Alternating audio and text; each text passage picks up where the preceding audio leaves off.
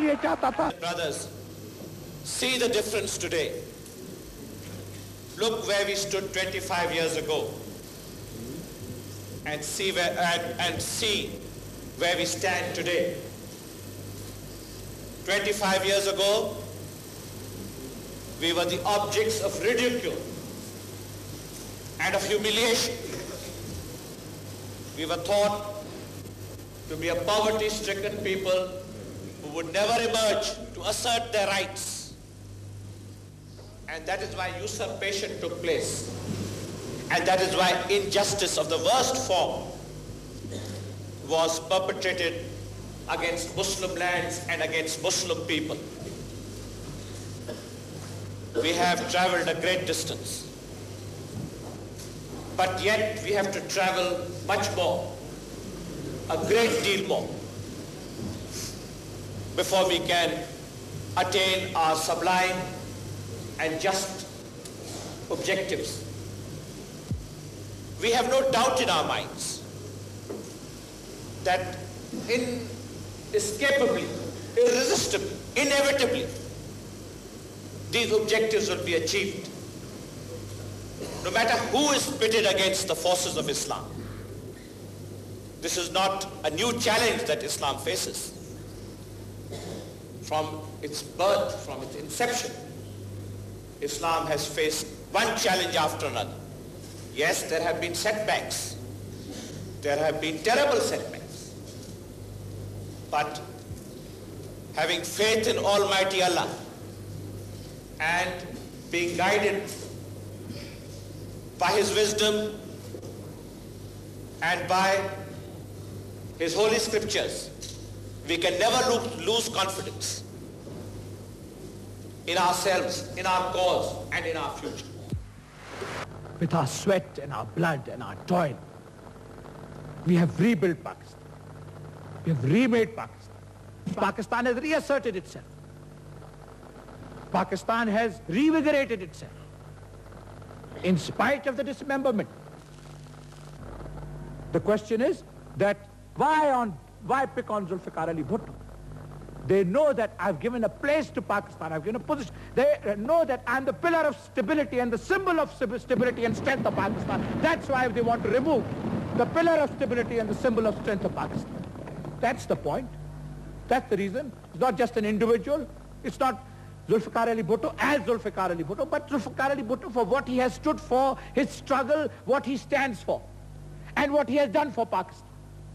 I have given assurances again and again that I do not want to make Pakistan, my government's policy is not to have a nuclear bomb. I have said it, that my government's policy is not to have a nuclear bomb. But at the same time, I have said that why should we be prevented from advancement in nuclear technology? How can you limit our advance in the field of nuclear technology?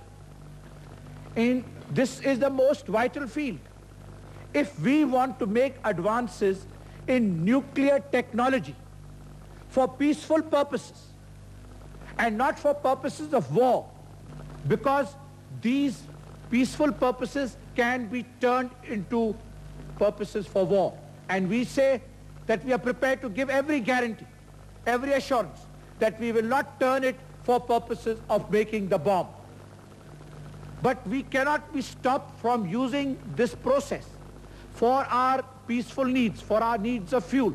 And the argument hinges on it, no, that we do not want Pakistan to have this capability.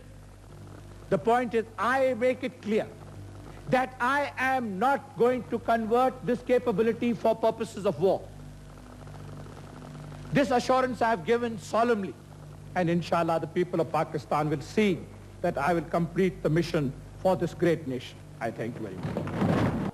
Allah Ta'ala के फजल के साथ जो कुछ है आपकी दुआएं थी, हम गए शिमला में बातचीत की, मुज़ाकरात किए, लेकिन जो मुआहदा शिमला में मिला, कम से कम शिमला का मुआहदा वो हमारे हक में था।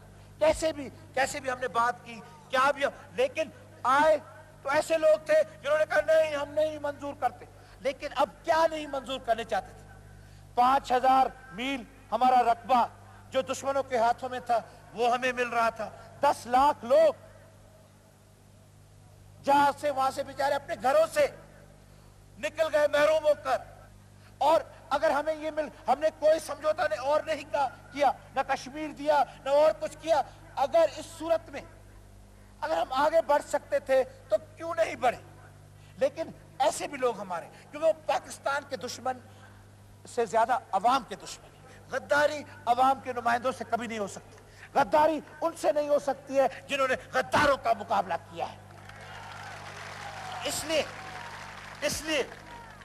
میرے ساتھیوں، میرے دوستی، شملہ کے معاہدے میں کم از کم اس میں تو آپ کہہ سکتے تھے بڑی اچھی بات. آپ نے کہا، قوم نے کہا، قومی اسمبلی نے کہا، دنیا نے کہا، ارے ہندوستان کے لوگوں نے بھی کہا. مارشل لا کو ہٹایا. مارشل لا کے ہٹانے کے بعد اور اسمبلی کا سیشن ہوا. اسمبلی میں ایک عبوری آئین اور دستور ملک کو ملا 15-25 برس کے بعد.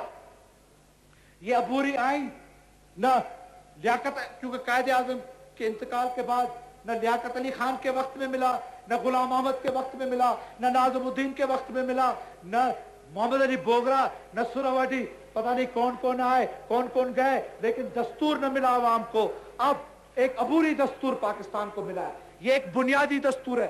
چلو اس دستور کو جو مکمل بنانا وہ بھی آپ کو فیصلہ کرنا پڑے. آپ سب مل کر فیصلہ کریں. میں نے کہا میری جدوجہد ایسی ہے کہ میں وہ دن دیکھنے چاہتا ہوں کہ پاکستان کے عوام کہیں کہ ہم پاکستان کے عوام اس دستور کو ہم دے رہے ہیں. تو کوئی شخص کو دستور نہ دینا، آپ کو دستور دینا ہے. یہ آپ کی بات ہے. جو دستور آپ ہمیں دیں گے ہم سر آنکھوں پر اس کا ہم احترام کریں گے. تو اس لیے جو عوامی نمائندے ہیں وہ دستور بنائیں.